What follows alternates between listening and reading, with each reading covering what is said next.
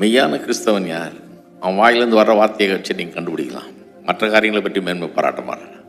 தன்னை பற்றியோ, தன்னுடைய ஜாதி, குலம், கோத்திரம், இனம், தன்னுடைய தகுதி, தான் எவ்வளவு பெரிய பரிசுத்தவான் அப்படிலாம் பேச மாட்டான். எதை பேசுவான்? கிறிஸ்துவன் அன்பு, அவருடைய கிருபை. சிலுவையை பற்றி அன்றி வேறொன்றை குறித்தும் மேன்மை பாராட்டாது இருப்பேனாக என்றார். சிலுவையில் என்ன பார்க்குறோம்? அவருடைய அன்பு, அவருடைய கிருபை, அதுதான் அங்கே வெளிப்படுது. அதை பற்றி மட்டும் தான் மேன்மை பாராட்டணும். நம்ம அதுதான் மேன்மை பாராட்டுறதுக்கு இருக்குது. வேற ஒன்றும் மேன்மை பாராட்டுறதுக்கு இல்லை. நம்முடைய தகுதியின்படி வந்திருந்தோம்னா இந்நேரம் நிற்கவே முடியாது, கர்த்தருக்கு முன்னால் வரவே முடியாது. நம்முடைய தகுதியின்படி வந்து எதையும் பெற முடியாது ஆண்டவர்கிட்ட.